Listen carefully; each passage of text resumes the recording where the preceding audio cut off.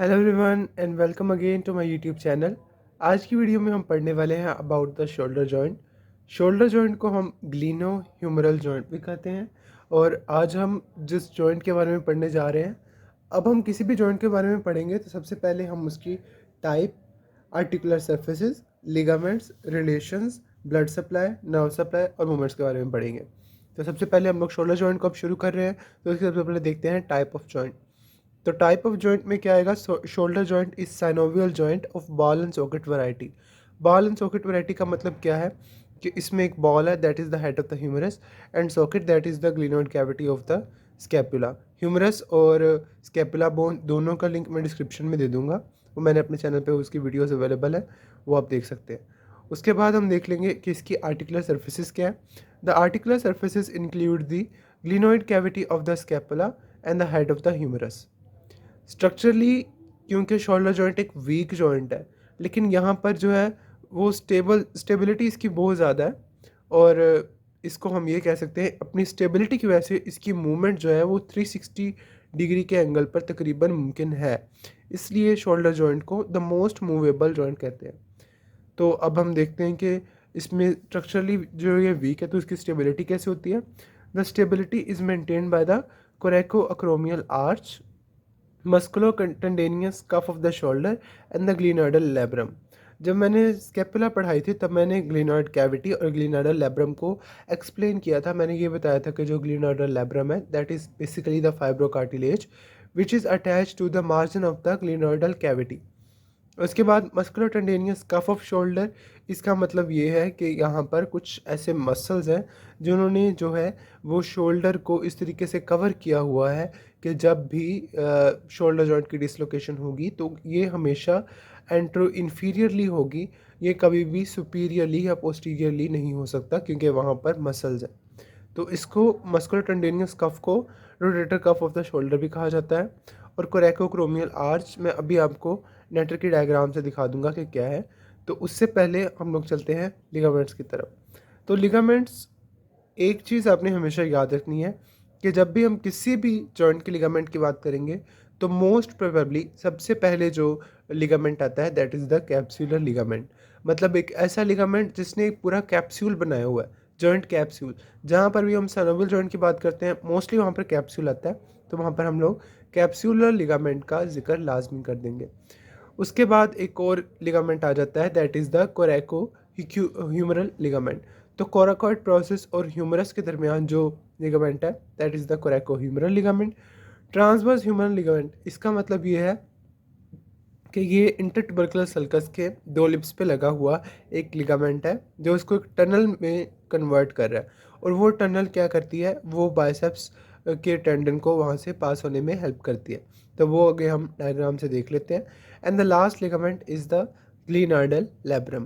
तो last ligament जो है वो इसका ग्लिनोइडल लैब्रम है। आगे मैं अभी आपको नेटर के डायग्राम से इसके लिगामेंट्स दिखा देता हूँ और इसके ये जो स्टेबिलिटी फैक्टर्स है वो दिखा देता हूँ।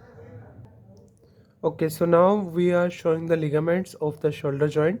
तो सबसे पहले आपको ये वाला जो लिगामेंट नज़र आ रहा है this is the capsular ligament. आप लोग देख सकते हैं कि इसने एक बिल्कुल कैप्सूल की तरह शोल्डर जॉइंट को कवर किया हुआ है।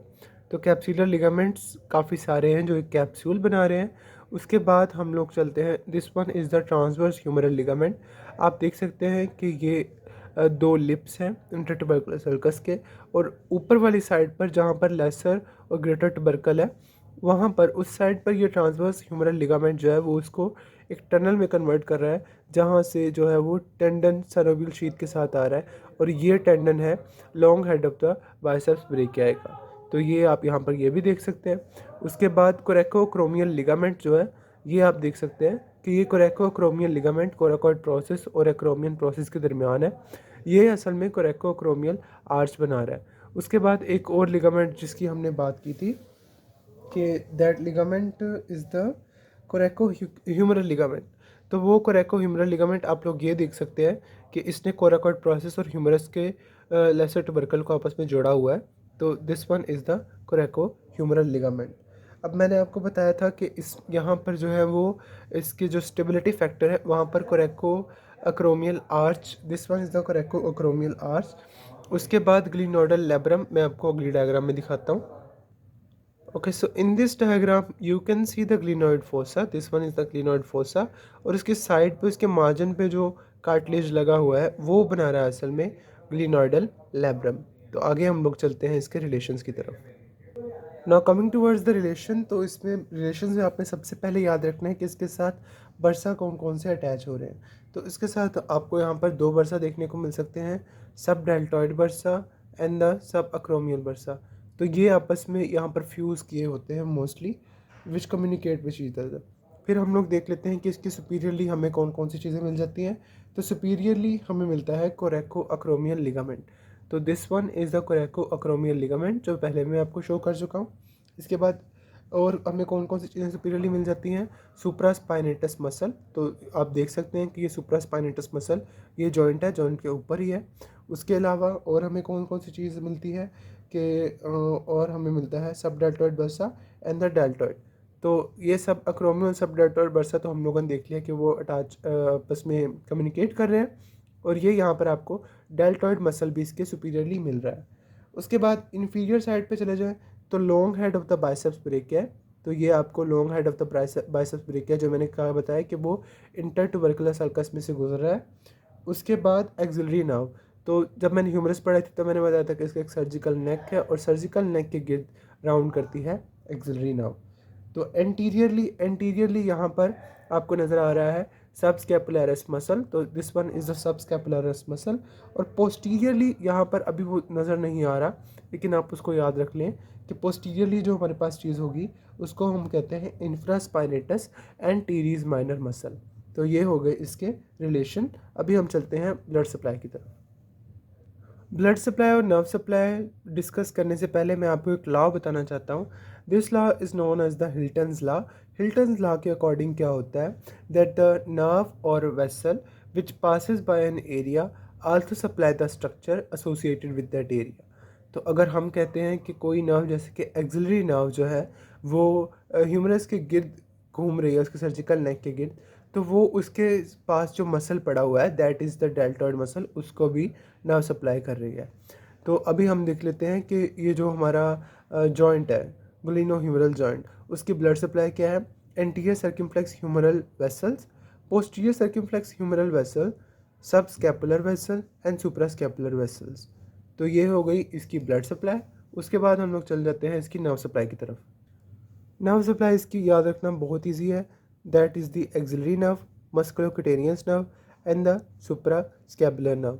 Now the most frequently asked question about the shoulder joint is the movement of the shoulder joint. तो अभी हम लास्ट में movement of the shoulder joint को पढ़ लेते हैं।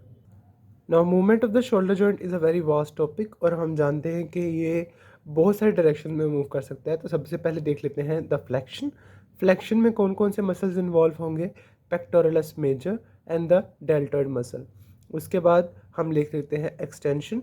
तो एक्सटेंशन में कौन कौन से मसल इन्वॉल्व होंगे, एक्सटेंशन में मसल इन्वॉल्व होंगे डेल्टॉइड एंड द लेटिसमस डोर्साई। उसके बाद एडक्शन। एडक्शन का मतलब ये है कि बॉडी जो अपर लिम्ब है, जो शोल्डर जॉइंट पर जो मूवमेंट हो रही है that is towards the mid line.